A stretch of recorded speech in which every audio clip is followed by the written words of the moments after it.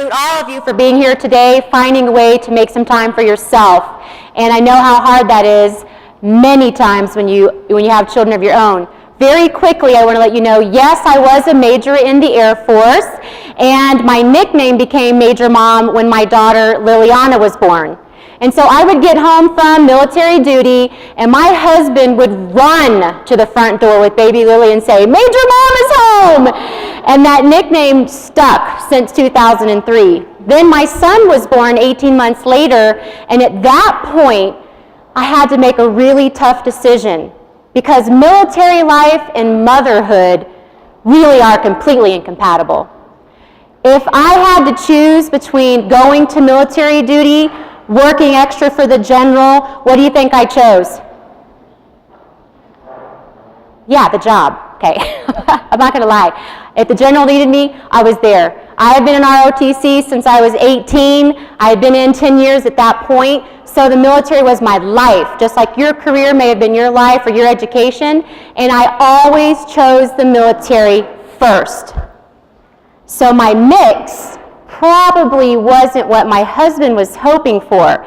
But the way I visualized my life was that I would be a general someday with nannies and maids and chefs and, people do stuff for me. I love telling people what to do, so the military was just so great.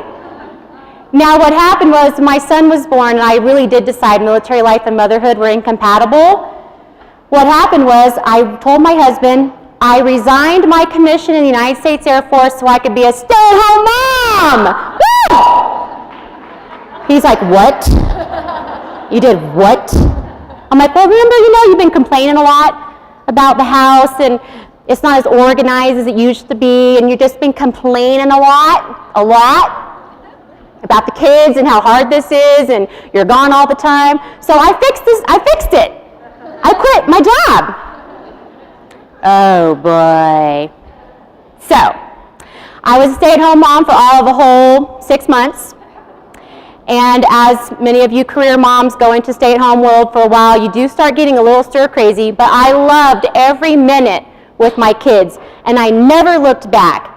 Although my husband would say, can you go back in? You think they'll let you back in the Air Force? I'm like, I resigned. They're not going to let me back in. But what he was saying is, we really need that money that you used to bring in, like a lot. And I said, well, what do you mean? Well, his business was tanking, and he didn't want to tell me. We were in real estate, big time. And I said, oh gosh, okay. So I went back to the drawing board and said, how can I bring in money for my family? What am I good at? Well, one I love doing is organizing. Who in here loves organizing like me? My teammates better be raising their hand. Where are they? There, you Wendy? Trisha? Mandy? Okay. Who in here hates organizing? Oh, okay. Okay, now, raise your hand again. Who loves organizing? Keep your hand up. If you raised your hand and said you hate organizing, you've got a new best friend very close to you. Get their card. That's a match made in heaven right there. I love organizing. I was born this way. People think it's a sickness. It's not right. What is your problem? And it's like, I didn't know it was a problem. In the military, I thrived in those environments, right? Because, man, we can get a lot done in the military. Do I have any veterans in the room? Any veterans? All right, 1, 2, thank you for your service. I'm also 75% German, and that is in my genes, okay? When I go visit my family in Stuttgart, Germany, oh yes, baby, I am home. I go from France, my husband's French, and we cross the border to Germany. I'm like, you see? It's different. The bathrooms, everything. I'm trying to tell you. It's natural. So what I want to share with you today is that maybe you don't like to organize, maybe you do, and maybe you don't have time, but you want it organized. Important message I'm going to share with you today is that living in chaos and constant disorganization can negatively impact you, first of all, and everybody around you in 4 big ways. The first way is your time. The average American spends 55 minutes a day looking for things that you know you own, but what? Can't find it. Oh, what happens to you when you're looking for something you need for that meeting? What happens to you? Frazzled. Okay, what happens to you if you can't find it and you need it? Go buy another one. I love it. Duplicate purchases. Fabulous way to waste time and money. What happens to your husband if he's nearby? What happens to him? You bet your, oh yes. Honey, what'd you do with it?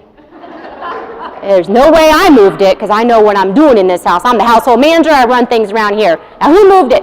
Now, what if those sweet little innocent poor children are nearby? What are we going to do next? Be honest. What are you going to do? You're going to blame them. Yes. You. Did you move my keys again? I told you not to touch Mommy's keys. Were you on Mommy's phone again?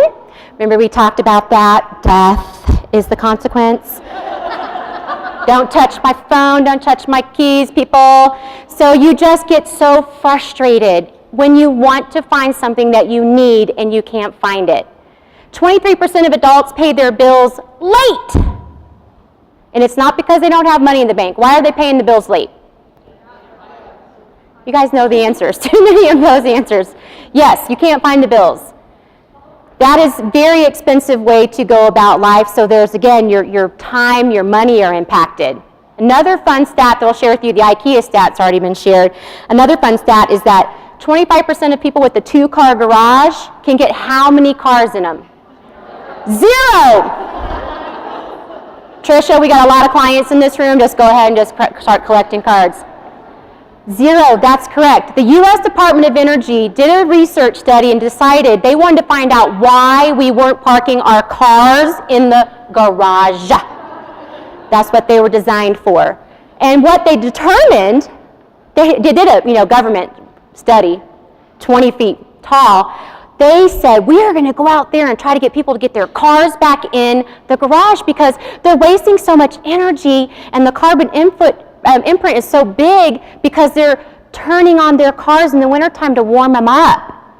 And I know how some of you are with your beautiful nails. You're going to turn that car on out on the driveway and you're going to let it go for about 25, 30 minutes, let that ice melt naturally with the heat from the car. You're not going to mess up your nails and you're not going to get your heels messed up. And the U.S. Department of Energy is very upset about that. Very. So they said, I wonder what's in the garages. Wonder what's in there. What did they find out? Junk. They said it, not more politically correct, of course. They said, we've discovered that there is a lot of stuff in the garage keeping the very expensive vehicles and assets out on the driveway, and we've determined that there's nothing in the garage with any intrinsic value. So therefore, we suggest you get rid of all that stuff and get your cars back in. It was a fabulous study. You should read it sometime. It's very interesting. Another fun stat, which I love this stat, because I think it applies to every single woman, maybe man, or three men, 4, in this room. You wear 20% of your clothes 80% of the time. Why would we do that, Miss Fashion Designer, Consultant, Wonderful Rachel Woman? Why would that be happening? Yeah, why would we only wear 20% of our clothes 80% of the time? Yeah, right, and half the clothes in there don't fit our butts anymore. How many people in here have had babies? Okay, something happens to your body and they just don't fit right anymore. Even if you still are technically a 6 or an 8, no. Go get some new jeans because they're too tight. And like she said, cover that butt up, so don't show the butt. But a lot of times, we just have a lot of clothes in our closet that don't fit, and as a professional organizer, we call that clutter. Because you should go into your closet every day, pick out what you want to wear, and go off to what you need to do, versus pick something out and go, ooh, that doesn't quite get up past the knees. Okay, let's try something else. Okay. Now you have clothes all over the floor. You don't know what to do. You're not sure if you're going to pick those ones up again. We always tell our clients, just have a little donate box right there in the closet. Throw it right in the donate box. Do not try to wear that again. But we bring the image consultants in to help give that message. We're just trying to help you get your closets organized. The last fun stat is that research has proven that 80% of the time, our clutter is not due to lack of space. It's not due to lack of space. It's due to lack of organization, too much stuff. And so a lot of times when our clients are like, I need a bigger house, I gotta have a bigger house, I need more space, we're like, that's gonna be a really hefty mortgage, that's gonna be a lot of expenses. Are you sure we can't just declutter a little bit first and make sure that this 2,000 square foot house maybe already is working for you? But you know, sometimes we just say, well, I need a bigger house for the... She said a bad word. I'm not gonna repeat it. But that is true, some people do use that word. So there's major impacts of disorder on our lives and everybody around us, right, Angel? And our money, our time, our health, and our safety are impacted.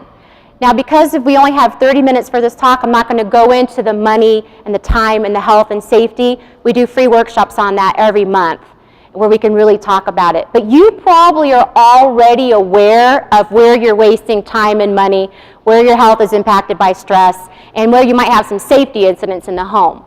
Accidents in the home have gone up 760%. And it's because of all those darn cords. Laptop cords, computer cords, cords. And a lot of times when we go into our client's house, they will walk over the cord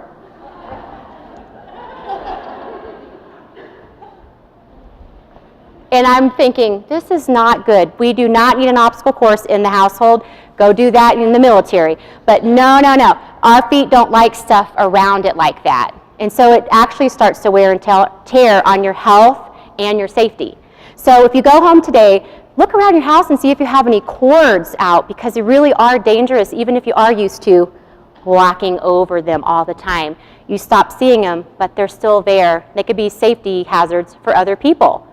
So if your time, your money, your health, and your safety are impacted, that's kind of the big doom and gloom of the message. Like, it's really important to be organized, but not perfectionists.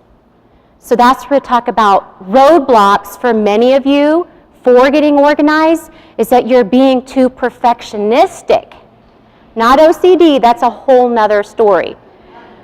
Who in here would say that you are a perfectionist? Raise your hand. You are a perfectionist. You know you're a perfectionist because you take a long time to get things accomplished, but when they are done, they are perfect. Leave most of us drooling over it, like, wow, that's nice.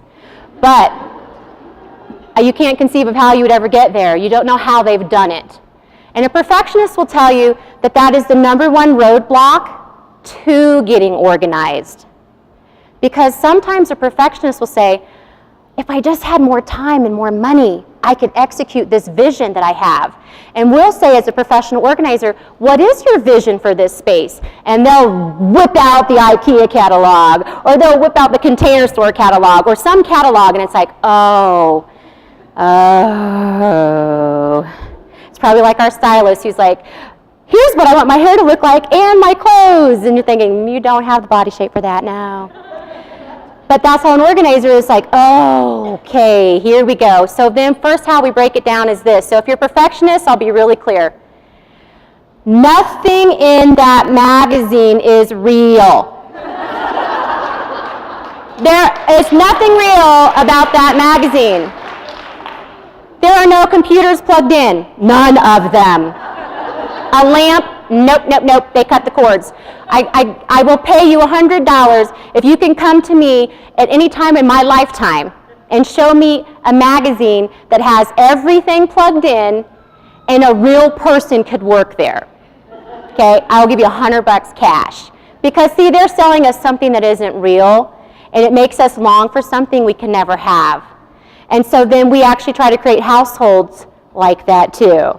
Where we're like, okay, everybody, we need to look perfect all the time. And we don't need a place for paper management because we'll just shove that in the drawer over there. Yes, yes, over there in the drawer.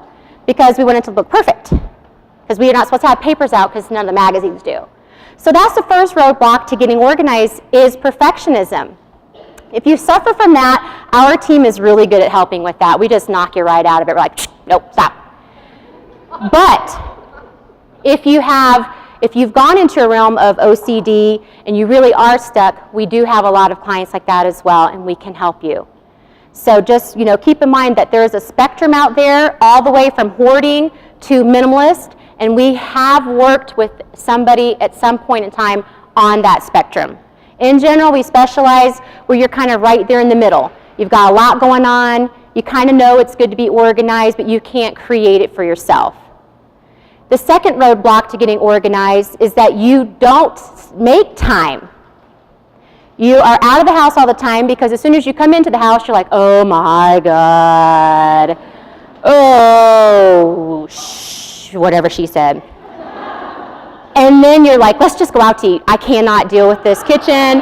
Let's just go out to eat. And so then what happens over the course of time, you're never home. And then it doesn't get organized because we avoid the home. It's a very large, expensive asset. And what I like to do is make sure you love your home again. So not saving time is a roadblock. Another roadblock are life transitions. So when your mix changes, we had all these women in the room today where your mix is changing and the roadblocks are coming and the detours are coming. When those things are happening, divorce, death, baby 1, baby 2, baby 3, baby 4, baby 5. I know some of you have more than 5 kids in here. And those we consider life transitions that are roadblocks to getting organized. Another roadblock to getting organized, it's not a fun one. We don't like to talk about it very much, so we'll just gloss right over it. Emotional attachment to your stuff. There, that's done. Okay. Woo! Okay, I said it. Sometimes you actually just don't have what it takes to create order. Your genius is art, gardening, consulting, something else gets you jazzed and gets you up every day. And no matter how hard you try or no matter how hard you think you should be able to create order and organization in your home, you just can't. And that's okay. Cleaning and organizing are 2 totally different skill sets. Completely different. Which leads me to my last roadblock that I just want to quickly mention. Friends and family can be a major roadblock to getting organized. And here's why. So Sister Sally comes over and she's so perfectionistic and does everything perfectly. Anybody know one of those?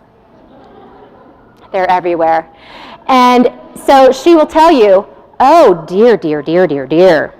Mama didn't raise us like this. Why are you living like this? What's your problem? I mean, I don't even want to sit in this couch. Let's get rid of all your crap. I can help you. And so friends and family can be a roadblock because what do we tend to do when people come into our space and our home with all their judgment? You stop inviting them, yes.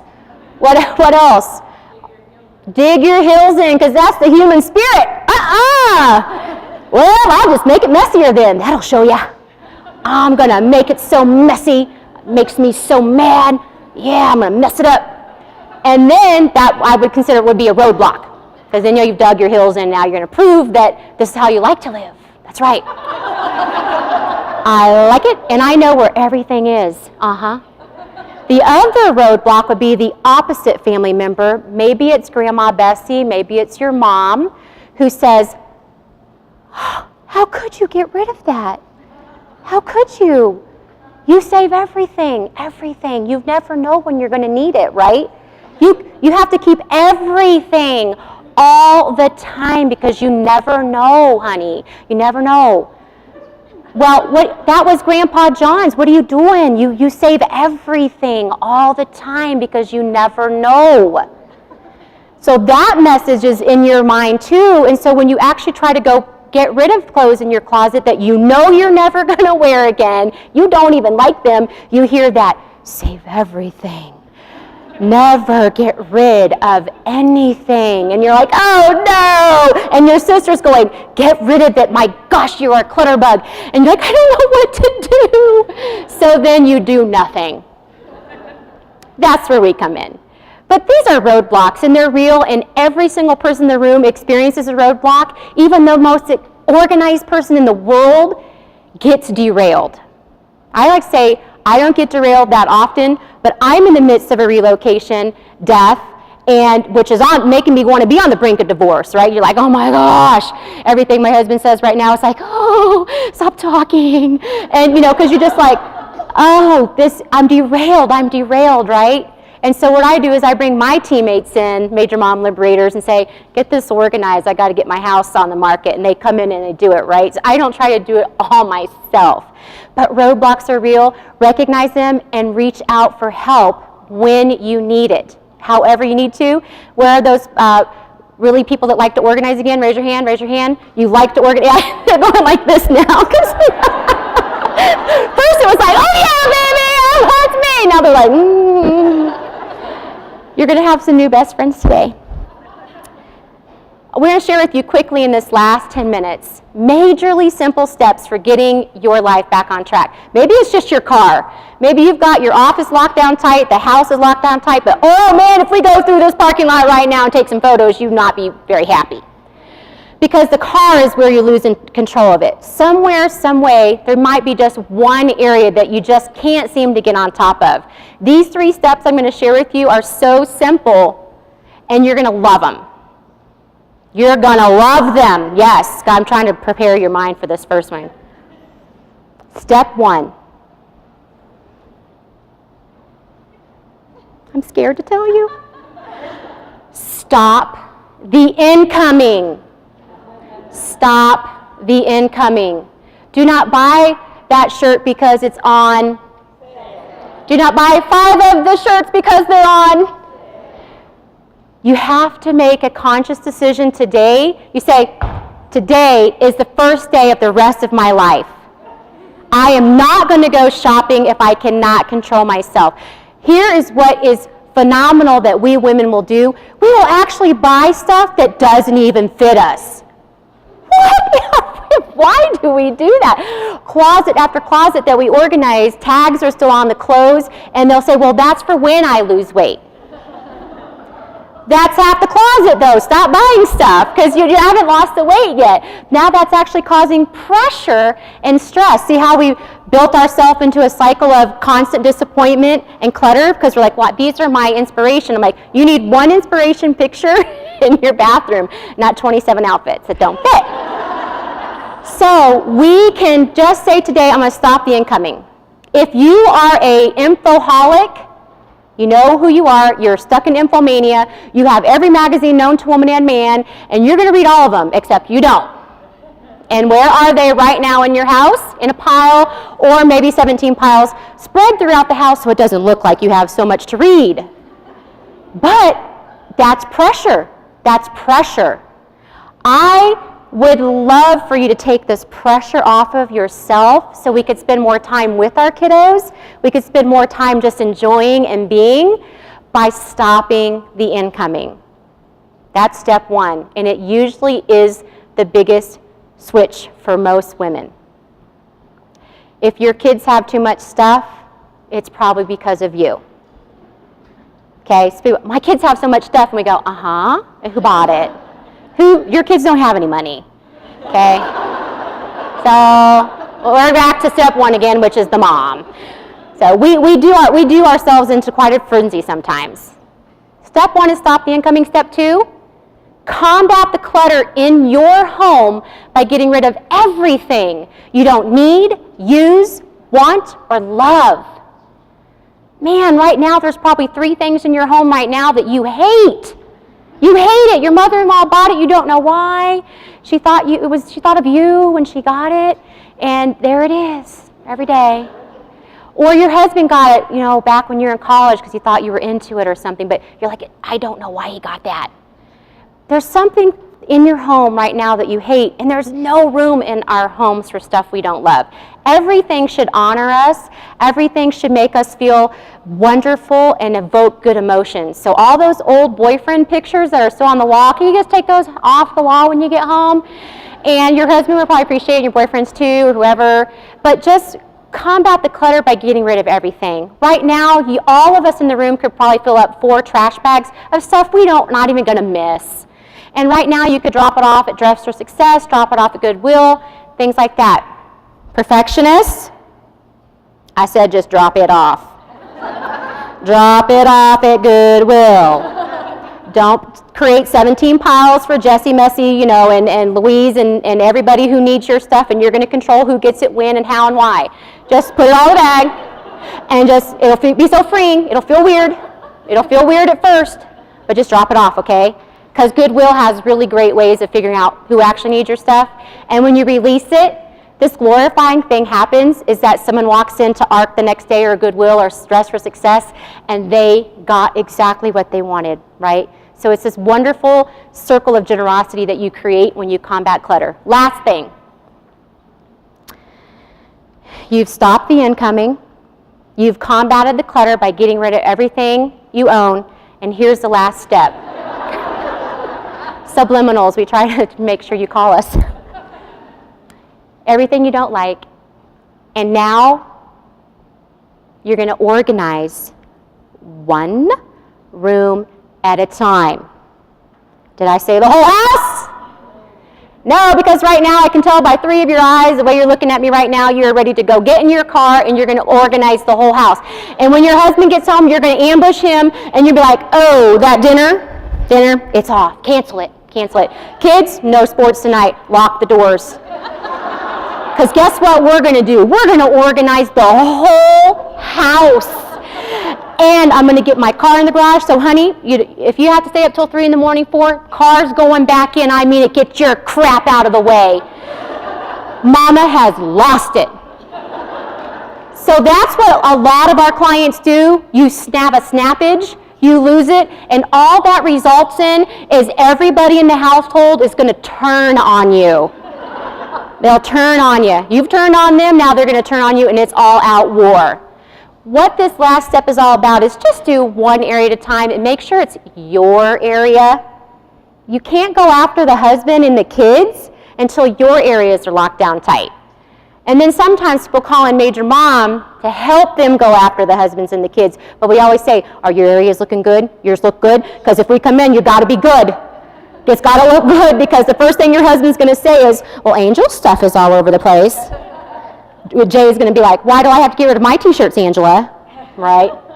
Well, Angel's areas do look good, Jay. It's your turn. So that's the fun part, because then you can actually look at the husbands and the kids or your significant others and say, I've done my part, it's your part. So these 3 simple steps can really transform your life. If you feel that you cannot do them on your own, be wise and reach out for help. Because getting organized, it's not a luxury in this fast-paced world we live. It's a necessity. I would like to take quick questions. I have 2 minutes, and I know some of you are burning when I ask a professional organizer right now how to get rid of your husband's stuff. Go ahead. Or your friend, or your mom. Okay, so you can speak in this. In our kitchen, we have a box. It's the paper box, and it's where all the hodgepodge from the kitchen counter goes. And now our crawl space has 5 boxes with different addresses written on them from every time that we've moved.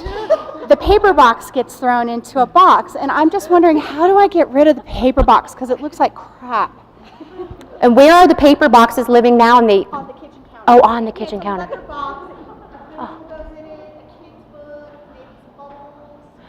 Okay. No one understands this, do they? Yeah, we don't have any clients with paper boxes. We call them sweep-in stores. You sweep it off the counter and you store it in there. Stash and dash. I have a couple clients in the room that have taught me some of these terminology, and I will not point you out today. But what you do with those papers is you've got to take all those boxes at the same time and organize them at the same time. So you'd bring all the boxes together from all the moves that had the addresses on them, very organized, by the way, to put the actual address where those papers came from the sweep-in store method that you've been using for years that will now stop. And you sort each of those boxes. Just get papers, kids, just do big picture category, because perfectionists might say, those 17 boxes or those 7 boxes are going to take so long. But first, just go papers, kids, personal, maybe garage. Like just do big picture categories. That'll be a tremendous step forward. Then you have the paper box left, because the other things can either just go in the trash, because it's like bubbles, okay, trash, this, trash. You just go, okay, I don't need this. Now you can just work with the papers. A lot of those papers, as you were sorting, were already recycle and trash. So really, most of the stuff in there is already trash or recycle at this point. You're just looking for treasures. So go into those 7 boxes, into the treasure hunt mentality, where you're just looking for tax documents, insurance, things that are really important that you do not want to throw out. Next, we'll have one more question. Yes, I'm going to. So how do you do that? I have this out of sight, out of mind kind of mentality. So if I put it away in a folder, and then I forget that folder exists, and that's when the bill doesn't get paid. So I have to put it all out there so I see it all the time. Yes, you're an Audi. We call you an Audi. She doesn't have an Audi, she is an Audi. And she likes things out. And so a lot of times what happens is we get guilted into being an innie. We have to keep everything put away in the folders and things. So she's paying bills late because she puts them all away nice and neat and organized, and forgets about them. And she forgets about the papers because she's trying to be an innie, when the way her brain works is that you're an Audi. And so what we do is we create a system for you where it can stay out and stay in your visual radar. Don't put things away if that's actually not how your brain stores the information. That would be a left brain linear solution to maybe you're a little bit more right brain and didn't know it. Okay? Any time for any more questions? One more question. Yes?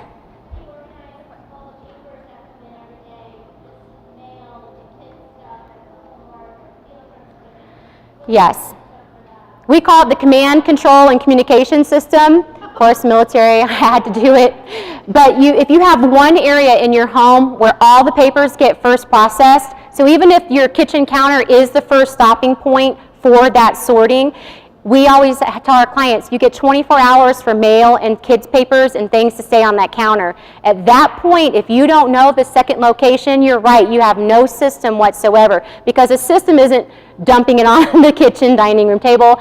So if you have papers right now on the counter and the kitchen table, that actually is not a system.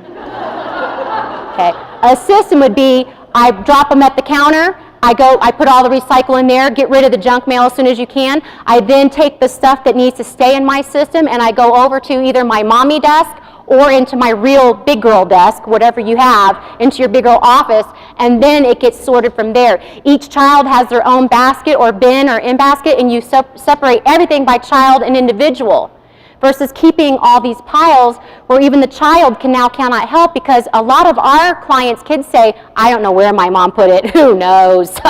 We're never going to find it. And so, the kids, basically what they're saying to us is, help, help.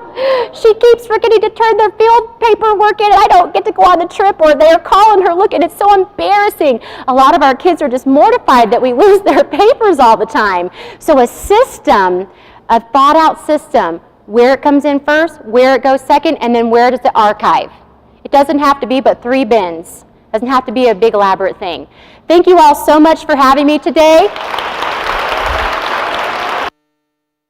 That was awesome.